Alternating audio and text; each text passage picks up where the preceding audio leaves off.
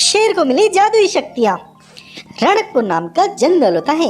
उस जंगल में एक बहुत ही विद्वान और उम्रदराज एक शेर होता है। उसके एक बहुत ही सुंदर और ताकतवर उसका बेटा शेर भी होता है, जो कि जवान होता है और बहुत ही ताकतवर भी होता है।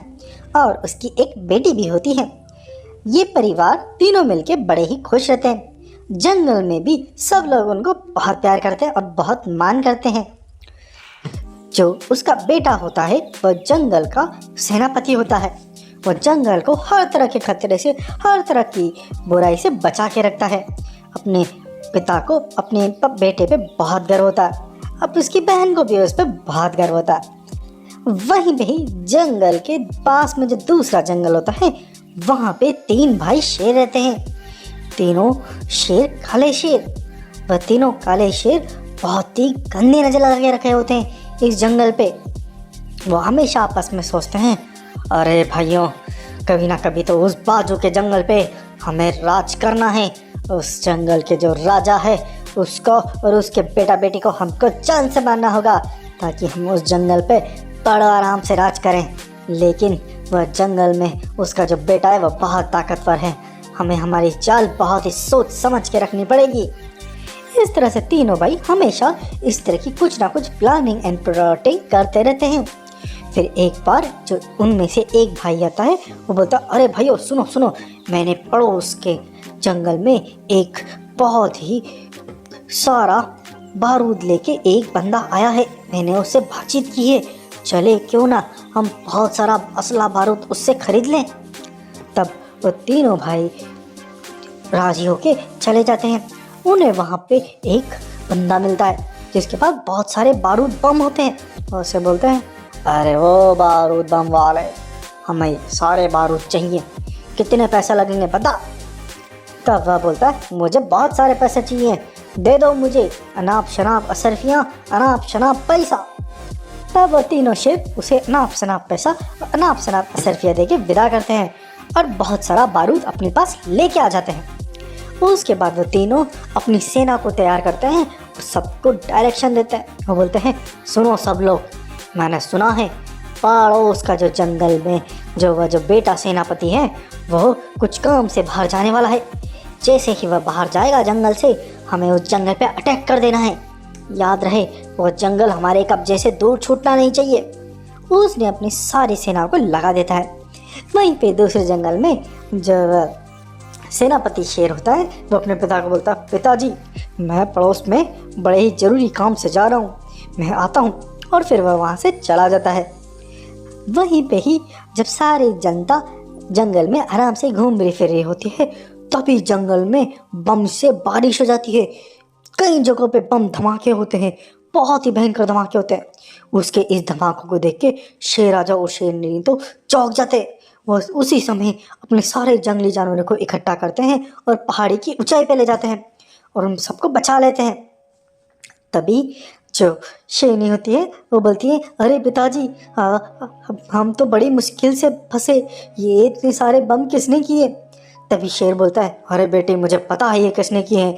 ये हमारे पड़ोस के जो 3 कालिए शेर है ना, इन्होंने ही हमारे जंगल को हथिया लिया है इतना अटैक करके। तब वह शेरनी बोलती है, अरे मेरे भैया आएंगे तो इनको पूरा सबक सिखाएंगे।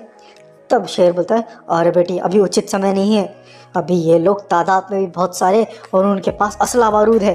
हमारा बेटा उनका सामना अभी नहीं कर सकता, हमें कोई दूसरा तरीका अपनाना पड़ेगा। तब जब एक दिन बीत जाता है, तब वह जो शेरनी होती है वो अपने पिता को बोलती है, पिताजी, शायद भैया आने वाले होंगे, मुझे जंगल के किनारे पे जाके उनको वहीं से इधर लेके आना पड़ेगा। कहीं वो जंगल में चले गए और भैया पे उन्होंने बारूद से हमला कर दिया तो हमारे भैया हमसे खो जाएंगे।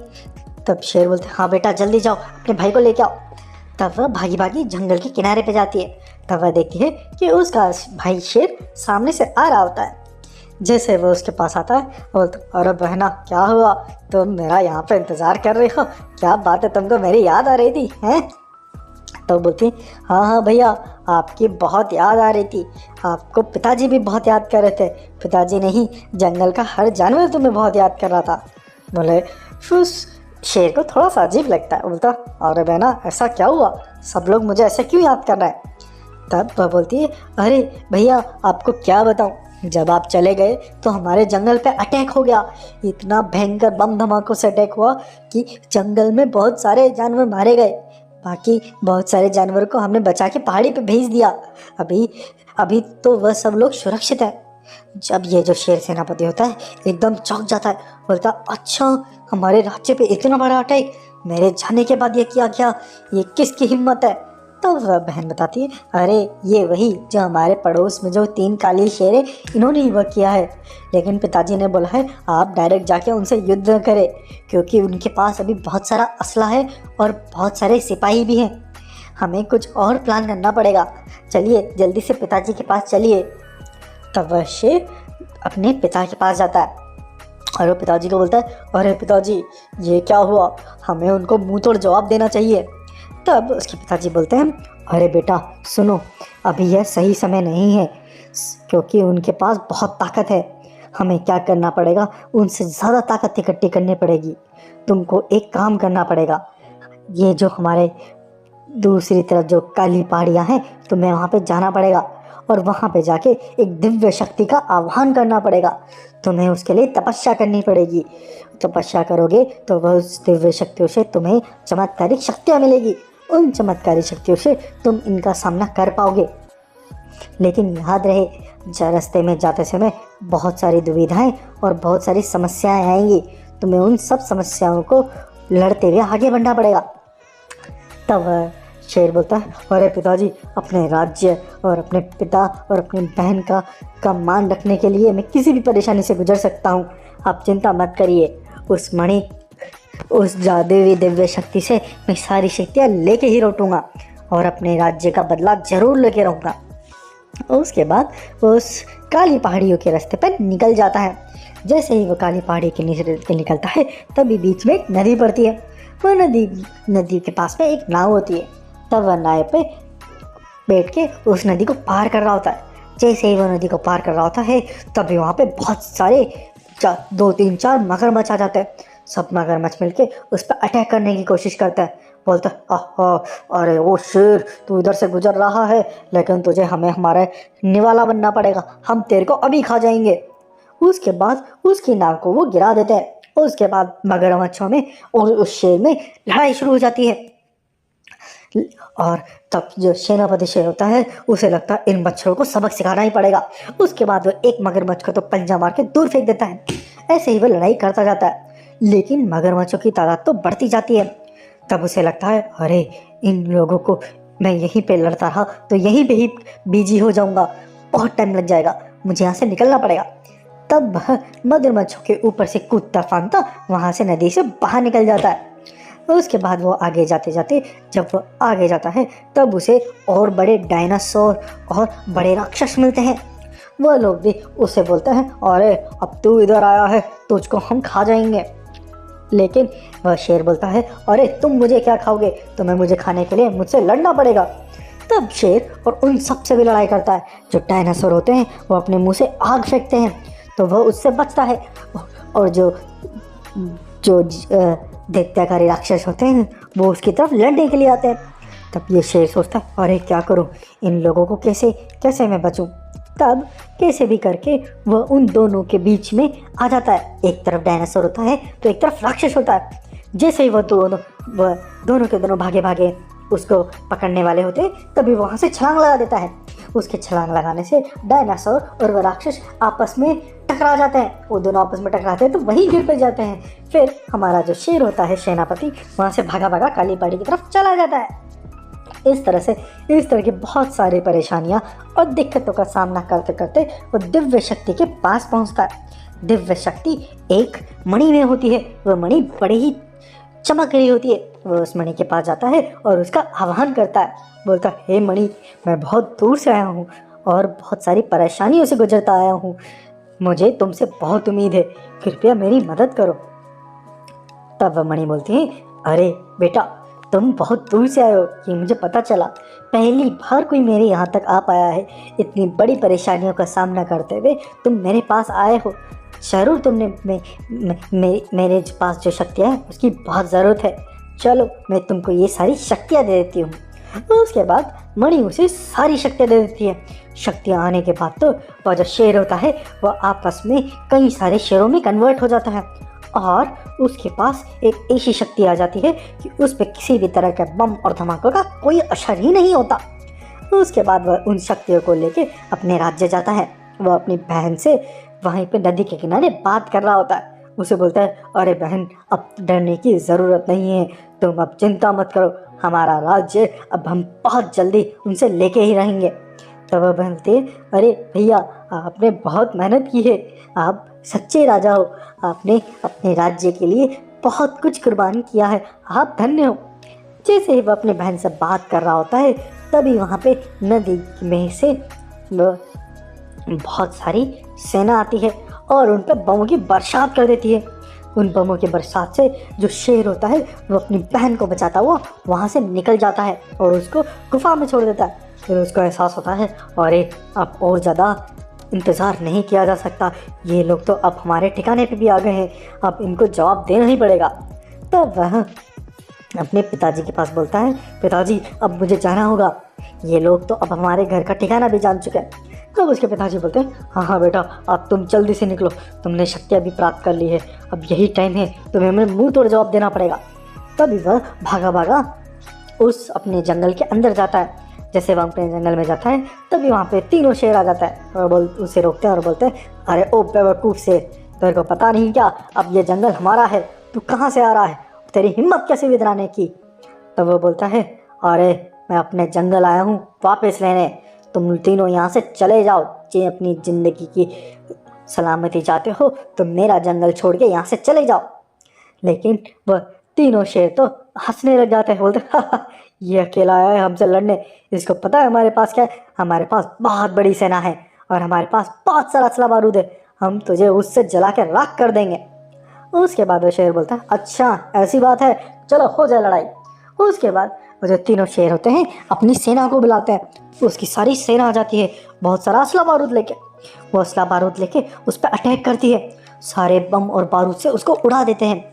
लेकिन ये क्या, बम और बारूद का तो उस पर कोई असर ही नहीं होता, वो तो वैसा का वैसा ही खड़ा रहता है। इसको देख के वह जो तीनों शेर रहते चौंक जाते हैं। उसको लगता है, अरे ये कोई ज़रूर बहुत ही तगड़ी खाल पहन के आया है जिससे इस पर तो बम बारूद का असर ही नहीं होता। चलो कोई नहीं, अपनी सेना को बोलते हैं कि वो उस पर अटैक करे। तब उसकी सारी सेना उस पर अटैक करती है। तब वह भी बहुत सारी अपने जैसी सेना इकट्ठी कर लेती है और सारी सेना भी मिल के उस पर अटैक कर देते हैं। इस तरह से उनके बीच में बहुत ही ताकत भयंकर और लड़ाई शुरू हो जाती है और उसके बाद यह शेर उन तीनों शेरों पर भी अटैक कर देता है। लड़ाई बहुत देर तक चलती है, बहुत ही विनाशकारी लड़ाई होती है। लेकिन जो सेनापति शेर होता है उसके पास जादुई शक्तियाँ होने की वजह से उसकी सेना पे कुछ असर ही नहीं होता। वह उसकी सेना तो वो बहुत ही जल्दी दूसरी सेना को मार दी जाती है और सबको ख़त्म कर देती है। उसके बाद वो तीनों शेरों को पकड़ के पिंजरे में कैद कर देते हैं और फिर वो अपने पिताजी और बहन को और अपने सारे जंगली जानवरों को उस जंगल में वापस लेके आ जाते हैं। और फिर वो बोलते हैं, अरे पिताजी, अब हमारा जंगल इनके चंगुल से आज़ाद हुआ, अब बताइए इनका क्या करें। तब उसके पिताजी बोलते हैं, बेटा तुम एक काम करो, इन तीनों को ले जाओ और काली पहाड़ी के वहाँ पे एक पिंजरा है, वहाँ जाके बंद कर दो। तब यह शेर ऐसा ही करता है, उनको काली पहाड़ी पे ले जाता है और वहाँ ले जाके एक पिंजरे में उनको हमेशा हमेशा के लिए बंद कर देता है और वापस अपने जंगल आ जाता है। जैसे ही वह अपने जंगल आता है तभी जंगल के अंदर बहुत ही सारे खुशियाँ मनाई जाती है, बहुत ही उत्सव मनाया जाता है। तब वह देख के बड़ा ही खुश होता है। तभी वह अपने पिताजी से बोलता है, अरे पिताजी, हमारा जंगल वापस मिल गया, इसकी खुशी मना रहे हैं, बहुत अच्छी बात है। तब उसके पिताजी बोलते हैं, अरे नहीं नहीं बेटा, जंगल हमें वापस मिला है, केवल यही बड़ी खुशी की बात नहीं है, इस जंगल में एक और बड़ी खुशी की बात है। वो ये रहे कि इस जंगल को अब नया राजा मिल गया है, अब इस जंगल को अब तुम्हें संभालना है, इस जंगल के राजा अब तुम हो, मुझे अब रिटायरमेंट दे दो, मैं अब रिटायर होकर आराम करूँगा। उसके बाद वो बोलता है, अरे अरे पिताजी, कैसी बात कर दी आपने कोई बात नहीं, चलिए ठीक है, मैं अब इस जंगल को संभालता हूँ, अब आप आराम करिए।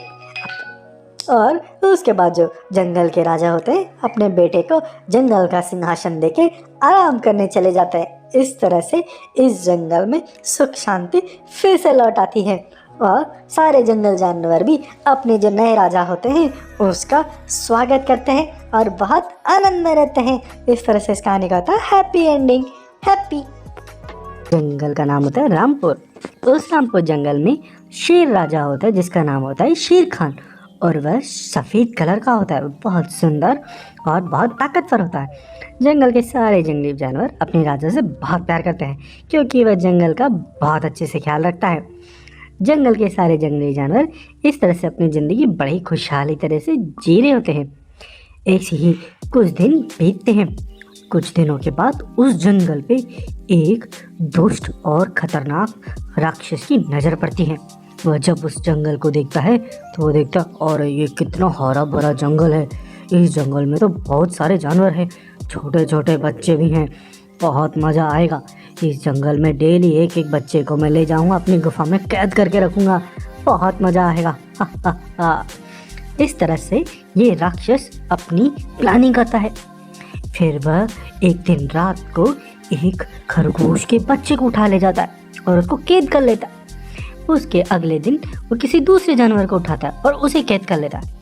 इस तरह से वह रेगुलर किसी न किसी जानवर के बच्चे को उठा के उसे कैद करता जा रहा था। ऐसे ही एक दो दिन बीत जाते हैं। सारे जंगली जानवरों में आपस में बातचीत होती है। अरे हमारे बच्चे कहाँ चले गए, मिल ही नहीं थे, कहाँ गए हमारे बच्चे। सब बहुत चिंतित हो रहे होते हैं।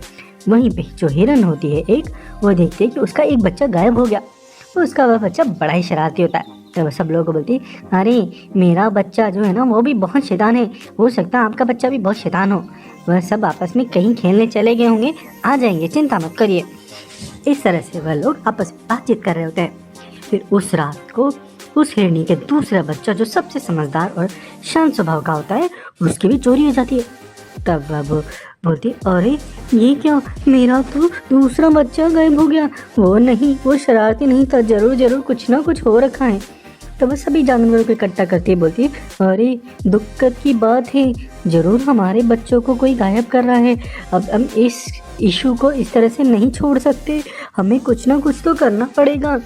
तब सारे जानवर मिलकर शेर राजा के पास जाते हैं और शेर राजा को सारी बात बताते हैं। तब शेर राजा बोलता है अरे ये ऐसी बात हो गई, हमारे जंगल से इस तरह से बच्चे गायब हो रहे हैं, ये बहुत चिंताजनक बात है। अगर हमारे बच्चे से जंगल में बच्चे इस तरह से गायब होते रहे, हमारा जंगल तो ख़त्म ही हो जाएगा। वो फ्यूचर है हमारे जंगल का फ्यूचर उन्हीं पे तो डिपेंडेंट है। ऐसा कैसे हो सकता है, इसका पता लगाना पड़ेगा। तब फिर जंगल का राजा जो शेर खान होता है वह जंगल को रात को पहरेदारी करने लग जाता है। जैसे ही वो पहरेदारी कर रहा होता है, रात होने के बाद वो देखता है कि जंगल के अंदर एक राक्षस आता है और वह एक बच्चे को उठा के ले जा रहा होता है। शेर राजा जब ये देखता है तो उसके पीछे पीछे जाता है। जब वो उसके पीछे पीछे जाता है तो देखता है कि वो एक गुफा के अंदर एंटर कर गया और वो गुफा के अंदर शेर भी उसके पीछे पीछे चला जाता है। तो वो देखता है कि सारे बच्चों को उसने कैद करके रखा होता है। शेर सोचता अरे यही है, इसने हमारे जंगल के बच्चों को कैद कर रखा है। अरे इसको तो सबक सिखाना ही पड़ेगा, ऐसा नहीं हो सकता। तब शेर उसके पास जाता है और उसको बोलता अरे ओ राक्षस, तेरी हिम्मत कैसे हुई मेरे जंगल के बच्चों को इस तरह से कैद करने की, तूने कैसे कैद किया है। तो वह राक्षस बोलता है अरे कौन है तू जो इस तरह से मेरी गुफा के अंदर आ गया, तेरी हिम्मत कैसे हुई। तो वह शेर राजा बोलता है मैं इस जंगल का राजा हूँ, इस जंगल के सभी जानवर सभी बच्चों को प्रोटेक्ट करना, उनकी रक्षा करना ये मेरा धर्म है, मेरा कर्तव्य है। अब तूने मेरे जंगल के बच्चों को इस तरह से कैद करके अपनी मौत को बुलावा दिया है, मैं तुझे नहीं छोड़ूंगा। उसके बाद शेर राजा उसे ललकारता हुआ उस पर अटैक करता है। जो राक्षस होता है वो भी शेर से भिड़ जाता है। दोनों में बहुत भयंकर लड़ाई होती है। लेकिन जो राक्षस होता है उसके पास तो जादुई शक्तियाँ होती हैं। वो अपनी जादुई शक्तियों से शेर को वश में कर लेता है। उसको वो हवा में उड़ाता है, इधर पटकता है तो कभी उधर पटकता है, कभी ऊपर उछालता है तो कभी नीचे उछालता है। इस तरह से शेर को बहुत घायल कर देता है। शेर भी समझ जाता है अरे इसके पास तो बहुत सारी जादुई शक्तियाँ हैं, इससे मैं इसे लड़ नहीं सकता, अभी मुझे यहाँ से चलना चाहिए। उसके बाद जो शेर राजा होता है उस गुफा से वहाँ से निकल जाता है और वह विचार करने लग जाता है। वो अपने जंगल में आता है और अब से सबसे समझदार हाथी और भालू दोनों को बुलाता है और उनको सारी बात बताता है। तब हाथी और भालू बोलते हैं, अरे शेर राजा जी, ये तो बहुत ही चिंताजनक विषय है। इसी राक्षस के पास जादुई शक्तियाँ भी है, तो इसका सामना करना हमारे लिए बहुत मुश्किल की बात है। क्या करें इसका? तब शेर भी ये सोचता रहता है, अरे कुछ ना कुछ तो करना पड़ेगा, हम इस तरह से रुक नहीं सकते, चाहे से मुझे अपनी जान की बाजी क्यों न लगाना पड़े, लेकिन मैं लगा दूंगा। लेकिन उस राक्षस से अपने जंगल के सारे बच्चों को छुड़ा के रहूँगा। इस तरह से वह सब लोग आपस में बातचीत कर रहे होते हैं। तभी वहाँ पे जो बंदर होता है वह आता है और वह बोलता है, अरे शेर राजा जी, मुझे पता चला इस बारे में कि वह राक्षस बड़ा जादुई है, उसका सामना करना बहुत मुश्किल है, लेकिन मेरे पास एक प्लान है। तब शेर बोलता है, बोलो बोलो क्या प्लान है? तो वह बंदर बोलता है, लेकिन ये प्लान बहुत खतरनाक है, इसमें बहुत रिस्क है। तब शेर राजा बोलता है, अरे कितना ही रिस्की क्यों ना हो, कितना ही कठिन क्या ना हो, मैं उसके लिए सब कुछ करने के लिए तैयार हूँ, तुम बोलो तो सही। तब वह बंदर बोलता है, सुनिए देखिए, वो जो जंगल है ना पड़ोस का, उसके अंदर जो काली घाटी है, वहाँ पे एक जो डायनासोर रहता है, उस डायनासोर के पास बहुत सारी जादुई शक्तियाँ हैं। उस डायनासोर के पास अगर आप जाओगे तो और उसे रिक्वेस्ट करोगे, आपने उसे मना लिया, तो हो सकता है वो आपको अपनी जादुई शक्तियाँ दे दें। उसकी जादुई शक्तियों से आप फिर इसका सामना कर सकते हो। शेर को यह आइडिया पसंद आता है, तो बोलता है, ये इतना सिंपल है तो तुम इसको इतना मुश्किल भरा क्यों बोल रहे थे? तब वो बोलता है, अरे वो जो डायनासोर है ना, वो बहुत खतरनाक है, उसके सामने जब भी कोई जाता है तो वो उसी समय से मार के खा जाता है, इसीलिए तो बहुत मुश्किल है। तो वो शेर बोलता है, चलो कोई नहीं, जाते हैं, ट्राई करते हैं। ऐसे 20 राक्षस से लड़ा तो वैसे भी मरना है, तो इससे लड़ाई करने के लिए अगर मुझे उससे लड़के मरना पड़ा तो थोड़ा सा काम आएगा मेरा मरना भी। तब शेर राजा उस काली घाटी के वहाँ पे जाता है और वहाँ पे वह उस डायनासोर से मिलता है।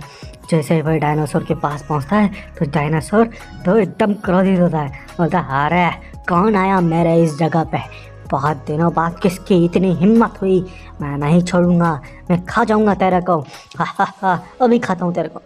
तब शेर उसको बोलता है, अरे डायनासोर रुकिए, सुनिए तो सही मेरी बात। तो वो डायनासोर बड़ा ही चिड़चिड़ा स्वभाव का होता है और बहुत ही गुस्से में होता है। वो शेर की कोई बात नहीं सुन रहा था, वो बोलता है, नहीं मैं कुछ नहीं सुनने वाला तेरी, मैं तेरे को खा जाऊंगा, मार दूंगा तेरे को। तब शेर सोचता है, ये डायनासोर इतना चिड़चिड़ा क्यों हो रखा है, कुछ ना कुछ तो राज है। तब वह देखता है कि उस डायनासोर के तो एक जगह पे बहुत ही ज़्यादा घाव हो रखा होता है, उसे बहुत सारी चोट आई हुई होती है। उस चोट के दर्द में वह बहुत ही परेशान होता है, इस वजह से वह इतना दुखी होता है। तब शेर बोलता है, अरे डायनासोर जी रुकिए, देखिए आपको बहुत चोट आई हुई है, मेरे पास इसका इलाज है, मैं थोड़ा जड़ी बूटियों का ज्ञाता हूँ, मुझे मालूम है आपको ये जो घाव आ रखा है इसके लिए कौन सी जड़ी बूटियाँ लगेगी, वो जड़ी बूटियाँ मैं आपके लगाऊंगा, आप उससे ठीक हो जाओगे। तब वह डायनासोर बोलता है, अच्छा सही में तुम ऐसा कर सकते हो, अरे मुझे श्राप मिला था कि ये घाव कभी नहीं भरेगा मेरा, तब से मैं इस घाव से बहुत परेशान था, मुझे मालूम था उस पंडित जी ने मुझे श्राप दिए, बोला था कि कोई ना कोई एक दिन कोई आएगा जिसको जड़ी बूटियों की बहुत ज्ञान होगा, वही मेरे इस घाव को ठीक करेगा, शायद वो तुम ही हो, मैं कब से तुम्हारा इंतज़ार कर रहा था और इस घाव की वजह से मैं बहुत चिड़चिड़ा हो गया था, बहुत परेशान था, प्लीज़ जितना जल्दी हो सकता है इस घाव को ठीक कर दो। तब वह शेर जंगल के अंदर से जाके कुछ जड़ी बूटियाँ लेके आता है और उसके घाव पे लगाता है। उसके घाव पे लगाते ही तो थोड़ी देर में ही वो जो डायनासोर होता है उसको अच्छा महसूस होने लगता है और वह डायनासोर एक दिन के अंदर तो पूरी तरह से स्वस्थ हो जाता है, ठीक हो जाता है। उसके बाद तो डायनासोर बोलता है, अरे शेर राजा जी तुम्हारा बहुत बहुत धन्यवाद, तुमने तो मुझे एकदम ठीक कर दिया, मैं तुम्हारा कभी भी ऋण कभी चुकाने का मौका मिला मुझे तो मुझे बहुत खुशी होगी। तब वह शेर बोलता है, अरे तुम्हारे इस ऋण को चुकाने का मौका अभी है, तुम मेरी मदद कर सकते हो, मुझे बहुत ज़रूरत है तुम्हारी मदद की। तब वह डायनासोर बोलता है, बोलो बोलो क्या मदद चाहिए तुमको, मैं कुछ भी करने के लिए तैयार हूँ तुम्हारे लिए। तब वह शेर राजा अपनी सारी बातों से बताता है, वह से बोलता है कि हमारे जंगल में एक राक्षस आ रखा है और वह जंगल के सारे बच्चों को ले जाकर कैद कर रखा है और उसके पास जादुई शक्तियाँ है और उसका सामना मैं नहीं कर सकता, क्योंकि वो अपनी जादुई शक्तियों से मुझे उड़ा उड़ा के मारता है वो।